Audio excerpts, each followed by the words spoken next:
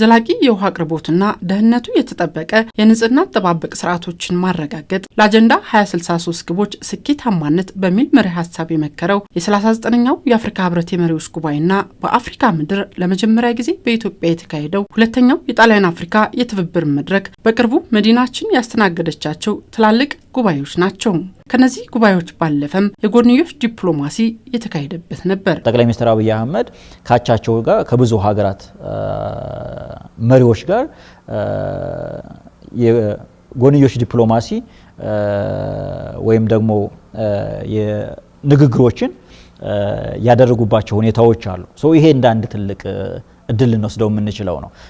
ምክንያቱም ከጠቅላላ 55 አካባቢ ሀገራት ሁሉም መሪዎች ባይሆኑ በተወሰነ ደረጃ በምክትሎቻቸው ወይም ደግሞ በውጭ ጉዳይ ሚኒስትሮቻቸው የተወከሉ አሉ።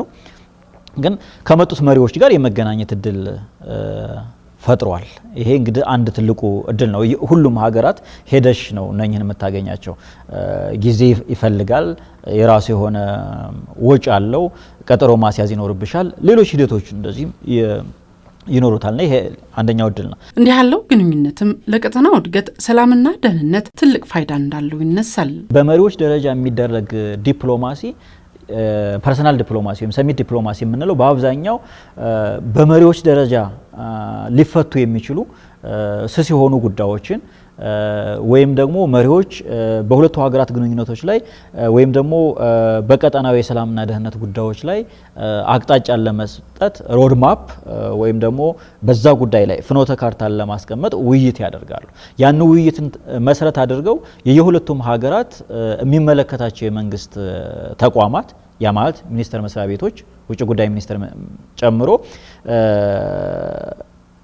በዛ ጉዳይ ላይ ተጨማሪ ውይይቶችን አድርገው ወደ ሜሞራንደም ኦፍ አንደርስታንዲንግ ወይም ደግሞ ወደ ሌሎች ስምምነቶች እና ትብብሮች ከፍ እንዲያደርጉት እድል ይፈጥራል። ከመሪዎች የሁለትዮሽ ውይይት ባሻገርም በተለያዩ ተቋማት ደረጃ የነበሩት ውይይቶች የፖሊሲ ጉዳዮችን ለማራመድ የሚረዱ ናቸው። የተለያዩ ኢቨንቶች ላይ በመሳተፍ የኢትዮጵያን ድምጽ፣ የኢትዮጵያን ፍላጎት፣ የኢትዮጵያን ውስጥ ያለ ነባራዊ ሁኔታን፣ የኢትዮጵያ ብሔራዊ ጥቅም፣ ኢትዮጵያ የምትፈልጋቸው ጉዳዮችን በማስረዳት ስለዚህ በተለያየ ደረጃ በመሪው ደረጃ በውጭ ጉዳይ ሚኒስቴር፣ በዲፕሎማቶች፣ በሌሎች ባለሙያዎች፣ በሚዲያ ኢቭን ፕሮቶኮል ኢትዮጵያውያን እዛ ላይ በጣም ሲሳተፉ ነበር። ከሌሎች አጋር አካላት ጋር በመሆን በራሳቸው የሚያዘጋጇቸው ሳይድ ኢቨንቶች አሉ።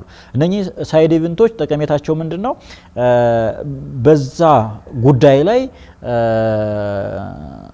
ከሌሎች ሀገራት ከሚመጡም የፖሊሲ አውጪዎች መሪዎች ጋር ሀሳቦችን ለመለዋወጥ የፖሊሲ ጉዳዮችን አጀንዳ ለማድረግ ጥቅም ይኖረዋል። ሁለተኛው የጣሊያን አፍሪካ የትብብር መድረክ በኢትዮጵያ እንዲካሄድ መደረጉም በዋናነት የአፍሪካ የዲፕሎማሲ መቀመጫ ከመሆኗን ባለፈ መዲናዋ ያለችበት የለውጥ ጎዳናንም ተመራጭ ያደረገ ሆኖ እናገኘዋለን። አንደኛው ኢትዮጵያ የአፍሪካ የዲፕሎማሲ ማዕከል ናት። ይሄ ሁልጊዜ እንድትመረጥ ያደርጋል። ያም ብቻ ማዕከል ብቻ ሳይሆን የአፍሪካ መግቢያ በር ናት። በዲፕሎማሲ ቋንቋ ሰፋ ስናደርግ የሶስተኛ ዓለም ሀገራት የምንላቸው ለመሳመን ኢትዮጵያ በር ናት። ምክንያቱ በዲፕሎማሲ ዓለም ራስን በራስ መንገድ እንቀሳቀሳሉ ብላ የምትንቀሳቀስ ሀገር ስለሆነ በዛ ልክም ስለሚያውቁት አሜሪካውያን ወደ አፍሪካ በደንብ ገፋ አድርጎ ለማለት ሲፈልጉ በኢትዮጵያ በኩል ነው የሚመጡት። ቻይና ኢትዮጵያ የአፍሪካ በር ነው ብላ ነው የምታስበው። ጣሊያንም ያ ነው። ስለዚህ ያ አንዱ ትልቁ መሰረት ነው። ኢትዮጵያ ላይ መካሄዱ በራሱ ደግሞ የሚኖረው ሲምቦሊክ ትርጉም አለው። ለአፍሪካም ይኖረዋል፣ ለጣሊያንም ይኖረዋል። ይሄ ሌላኛው ይመስለኛል። በአንድም በሌላም እንግዲህ የአዲስ አበባ ላይ ሲካሄድ ጣሊያን የራሷ የሆነ ፍላጎት ይኖራታል አፍሪካ ላይ።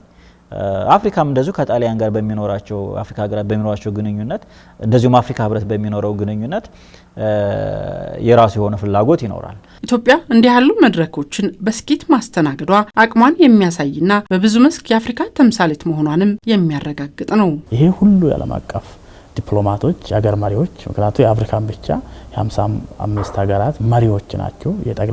የጣሊያን ጠቅላይ ሚኒስትር፣ የተባበሩት መንግስታት አመራሮች፣ እነዚህ ትላልቅ የሀገር መሪዎችና ተቋም አመራሮች አንድ ላይ ሲመጡ የሴኩሪቲ፣ የሆስፒታሊቲ፣ የማስተናገድ አቅም እነዚህ ሁሉን ያሳየ ነው። ይሄ እንደመጡም ደግሞ ኢትዮጵያ በደንብ ስለተዘጋጀች በስርዓት ተስተናገዱበትና ግብረ መልሶቹ ሚዲያ ላይ አሁን ካየሽ ብዙ እስከዛሬ እየተጻፈ ነው። እዚህም ቁጭ ብሎ ሲጽፉ ነበር። ማታ ቀን ላይ ስናወራ ውለን ማታ እዚህ ያደሩት እየጻፉ ስለ አዲስ አበባ ከአዲስ አበባ ሞዴል መሆን አለበት በስፋት አሁን የሩዋንዳ አካባቢ፣ ኬንያ፣ ሌሎቹ ሞዴል ከዚህ በኋላ ከአውሮፓና ከሌሎች ምዕራባዊን ሀገር ከተሞች ሳይሆን መውሰድ ያለብን ከአዲስ አበባ ነው የሚል ሞዴል እስከ መውሰድ የደረሱበት ነገር ነው።